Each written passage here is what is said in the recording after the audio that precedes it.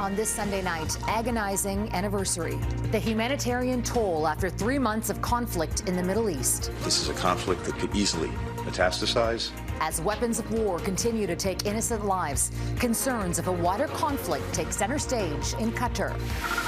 Iran's regime has a long history of trying to intimidate members of the diaspora. Accusations Iran is ramping up its campaign to silence Iranian Canadians on a tragic anniversary. This weekend blast of winter, too little, too late? Concerns for the coming year after a hot and dry 2023.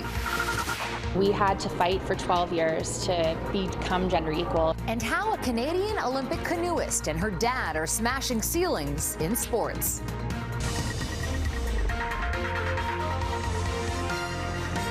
Global National with Farah Nasser. Good evening to you. Thanks for joining us. Today marks 3 months of bloody attacks in Gaza after Hamas's strike on October 7th that, according to the Israeli government, killed 1,200 people and kidnapped an estimated 240 others. That same day, Israel declared war against Hamas before launching its all-out assault.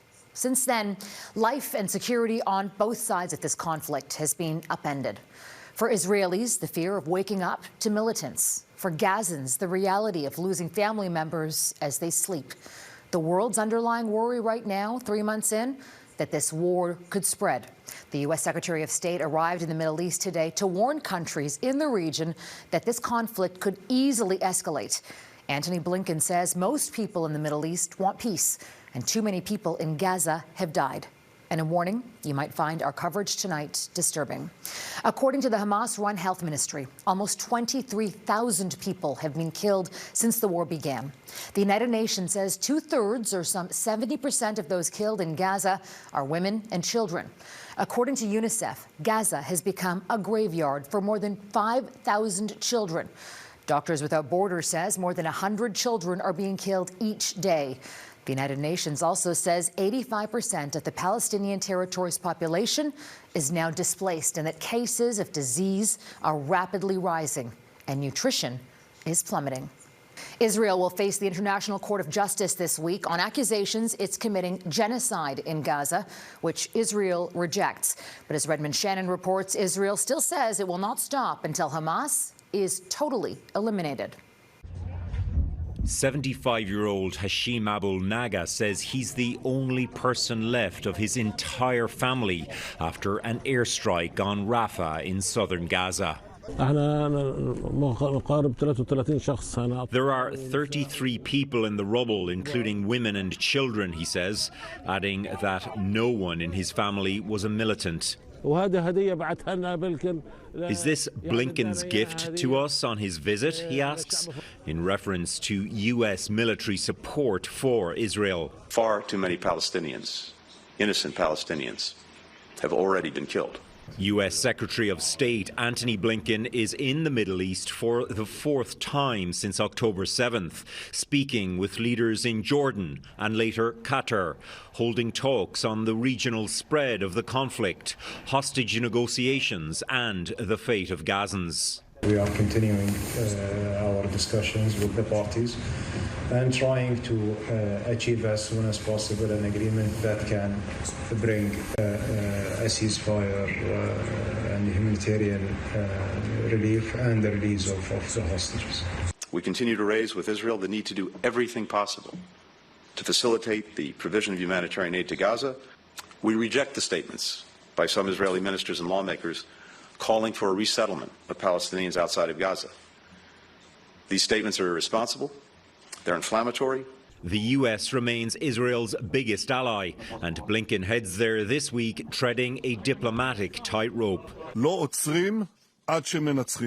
Israeli Prime Minister Benjamin Netanyahu says he won't stop the military campaign until Hamas has been eliminated and all hostages are freed. But Hamas insists the bombing must stop for more hostages to be released. 2 of the latest victims of those Israeli strikes are more journalists. One of them, Hamza al-Dadou, the son of Al Jazeera reporter Wael al-Dadou. In October, Wael's wife, 2 other children and a grandson were killed in another airstrike. What has my family done to Israel? he asks. The Committee to Protect Journalists says 79 journalists and media workers have been killed in this war. Redmond Shannon, Global News, London. And while innocents continue to be killed in Gaza, there has been a flare-up in bloodshed in the West Bank. An Israeli airstrike early this morning killed 6 Palestinians in Jenin, according to the Palestinian Health Authority. Israeli police say one of its officers was killed in the city when her vehicle was hit by an explosive. And according to the Israeli Defense Force, an Israeli civilian was shot dead in the Ramallah area. The firekeeper just Back here in Canada, pro-Palestinian protesters drown out Toronto Mayor Olivia Chow's remarks during the city's annual Mayor's Skate Party. The demonstrators called for freedom for Palestinians and an end to the violence happening in Gaza, demanding a ceasefire. But they largely stayed on the sidelines during the event. In Ukraine, the country endured yet another round of airstrikes from Russia overnight. Officials say at least 11 people were killed by a Russian missile strike, including 5 children in the Ukraine-controlled part of the Donetsk region. In the city of Dnipro, a dozen people were injured from a drone attack. Ukraine's Air Force says Russia launched 28 attack drones and 3 cruise missiles overnight, but they say air defense systems shot down all of the drones. There are more flight disruptions in the U.S. today after that frightening ordeal on an Alaska Airlines flight. The airline again grounded all of its Boeing 737 MAX 9 jetliners after federal officials in the U.S. indicated further maintenance might be required. The FAA ordered them grounded after an Alaska Airlines flight had a portion of its fuselage blown out shortly after takeoff from Portland on Friday. The plane landed safely with no serious injuries. Alaska had returned 18 of its 65 MAX 9s to service after they initially passed inspection. The FAA says 171 Boeing MAX 9 airplanes will remain grounded until they are all deemed safe. In British Columbia, one person has been found dead after a helicopter crash in the province's mountainous interior. RCMP say the private helicopter was traveling from Calgary to Sycamore on Friday evening when they were alerted of a ping from an emergency locator transmitter about 18 kilometers east of Revelstoke. After 2 days of searching, rescue crews found the wreckage in Glacier National Park. The cause of the crash is under investigation.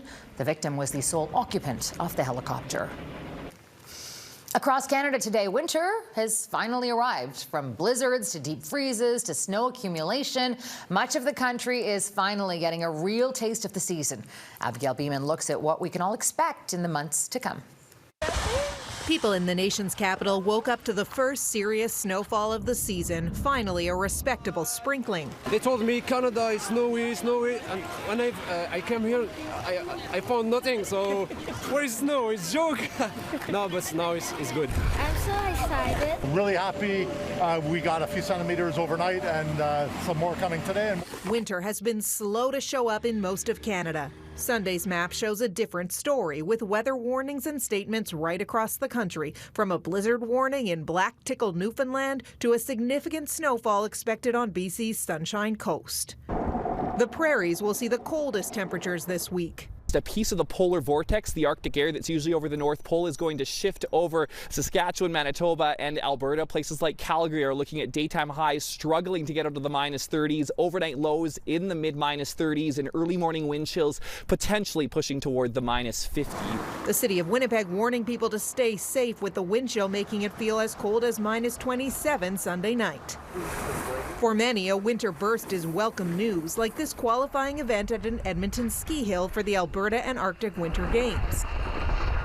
We've had to postpone a few events. We're hoping that we can run them maybe later on in the season. We're hoping for some more snow. The big question for people who live in Ottawa and tourists alike, when will we be able to skate on the canal? Last time, for the first time in its history, the canal was closed all season due to warm weather. Crews are already working to get it open, but it hasn't been cold enough. We need about 2 weeks at least minus 10 for safe ice. Kind of symbolic of the changing of winter and the fact that we're on track for it not to be opening anytime soon for the second year in a row is pretty depressing. I'd rather, be pleasantly surprised than, have the hopes crushed again. While other parts of Canada are still waiting for winter, salt trucks are out in BC prepping for a snowy and rainy blast. As for the rest of the winter, well, February is the real wild card here. We're not really seeing any strong trend either way. I think it'll likely be closer to seasonal, maybe slightly warmer than normal. But pull out the parkas for now with a colder than normal January. Abigail Bimman, Global News, Ottawa. The snow is a welcome sight across the prairies as many regions continue to battle historic droughts. 2023 was hot and dry, and the outlook is no better for 2024.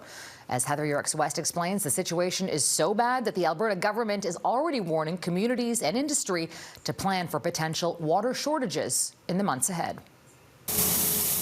It's a blast of winter, but across southern Alberta, this January snowfall is likely too little and too late. We know snow is how we got into trouble last year with the drought. The snowpacks were below normal and then they melted early. Well, this year they're below what they were last year. While much of the country is experiencing drought conditions right now, the situation is most serious across parts of the Northwest Territories and the southern prairies, setting the stage for some big problems around the availability of water in the year ahead. Just before the holidays, we reached out to municipalities across the province because we really wanted to make sure that they were putting plans in place. Last spring, Calgary enacted restrictions on water use for the first time in the city's history. But with reservoir levels low and the El Nino weather pressures still in play, many forecasters believe this summer's drought could be even more severe. Lethbridge is very, very concerned about being able to supply drinking water to its residents over this year. And many rural communities that rely on small surface water ponds are in dire trouble. It's a problem for industry too. 50% of Alberta's water is allocated to farming, but the region is also a major food processing hub. Food processing is quite intensive and it requires a lot of water. If you don't have any water, you have to cut back on production, and that's the last thing you want to do as a business. Because production cuts would see food prices climb. It's not as if we're just in some bad luck. I think there's been a fundamental change to our climate. With warmer temperatures, there's greater demand for that water. Especially if we see a wildfire season as bad as 2023. Water is a critical resource, and the lack of it could be one of the biggest challenges facing Western Canadians this year. Heather Yourex-West, Global News, Calgary. The fallout from Nova Scotia's flooding disaster. Coming up, why the province's program to help is falling far short. It was last July when flash floods left parts of Nova Scotia unrecognizable. And though it's already 2024, some residents are still waiting for much-needed help. A couple is raising questions about the province's disaster financial assistance program. As Vanessa Wright reports, they have yet to receive a single cent, despite applying months ago. Before I do anything, after everything is done, it'll be clean again. For David and Claudette Oxford, coming home doesn't have the same feel or look as it once did. It's been undergoing repairs for the better part of 3 months. It was just one of the many homes to suffer damage from flash floods in Nova Scotia last July. But this happened so fast. This was a flood that went from 0 water in the basement to 7 feet of water in the basement in under half an hour. The water engulfing furniture, kitchen items, and everything in their basement, flushing away 40 years of memories in its wake. Down the basement, you could poke your finger in the wall. It was saturated with water so bad, and the mold was growing on the walls within 2 to 3 days down there also. The Oxfords applied for the province's disaster financial assistance program last October. They say since then, someone did come to their Bedford home to assess the damage, but as far as financial assistance, they have yet to see a dime. I'm a little surprised I haven't had something come back in writing or a letter or an email or something, just to say, we've received your claim, it looks like you qualify, and over time, you don't even have to give me a date, but over the next year or the next 6 months, a resolution or whatever will be made. In a statement to Global News, Nova Scotia's Emergency Management Office says at this time, more than 1,600 applications have been received through the July 2023 Floods DFA program, and more than $4.5 million in payments have been issued. She adds the remaining applications are in various stages of processing, which can take several months. It's difficult for people to move on with their lives if they don't have any idea, A, is the government going to help them, and B, how much does that entail? Now, despite paying more than $90,000 in repairs out of pocket, the Oxfords say they still consider themselves to be the lucky ones. That's compared to the other 35 households along the street who saw similar damages but haven't been able to pay for repairs as quickly. At the end of the day, we were able to do it. I was able to do it. I feel that people who weren't able to do it, it's a whole different discussion. One that he hopes comes soon for those not as fortunate as them. Vanessa Wright, Global News, Bedford, Nova Scotia. Ahead, why Iran is banning a Canadian activist's mother from leaving the country.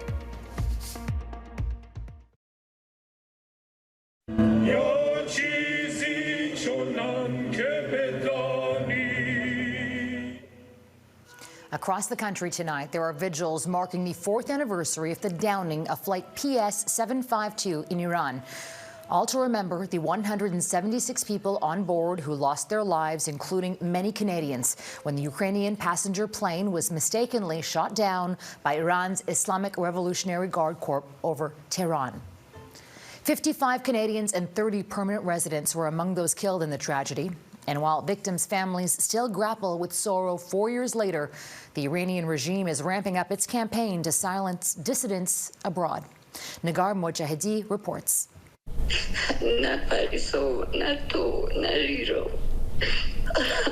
You don't have to speak Farsi to understand the pain in this mother's voice. The thought of never seeing you again, she says, is driving me crazy. Canadian activist Hamid Esmailion says his mother, Turan Shamsullahi, has been banned from leaving Iran for at least 6 months. She was in distress. I have heard that she was shivering when she heard the news. Shamsullahi was stopped at Tehran's airport, as seen here, on her way to Canada to be with Esmailion to mark the 4-year anniversary of his wife and daughter's deaths. Both killed when Iran's Islamic Revolutionary Guard Corps shot down their flight with 2 surface-to-air missiles. Canada must stand for justice. Esmailion believes the ban is a form of revenge for his activism and following his calls for action after a former senior minister of the regime was seen vacationing in Canada. Islamic Republic always has punished Iranian activists out of Iran by taking their families as a hostage. Global Affairs Canada posted on X that it is deeply concerned about the intimidation of family members of victims of Flight PS-752. We appreciate that, but this is not enough. Iran's regime has a long history of trying to intimidate members of the diaspora. Human rights lawyer Kaveh Shahru says accounts like this are not unusual, with threats from the regime even on Canadian soil. A recent Global News investigation uncovered reports of hundreds of regime-linked associates living in Canada. And instead of giving him justice, the Iranian regime is now harassing other members of his family and putting him under threat. It really speaks to how despicable and evil the Iranian regime is. It was important to have my mom in my side. While regime-linked insiders are living in Canada, Esmailion's mother can't even leave Iran, denied access to her son at a time when he needs her the most. Nagar Mojahedi, Global News, Vancouver. Next, the Calgary Olympic family smashing gender barriers in sports.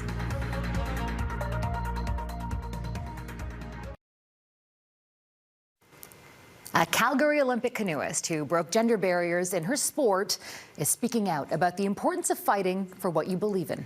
As Carolyn Curry de Castillo reports, Olympian Haley Daniels comes from an athletic family who share stories of the struggle to be accepted.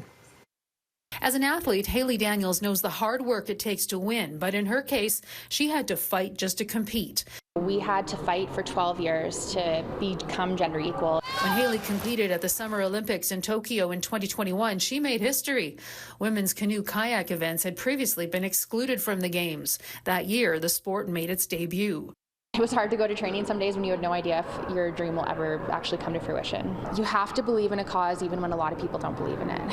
This weekend, Haley was speaking at the Female Sports Summit in Calgary. we can show the growth and the opportunity that's come because of courageous women.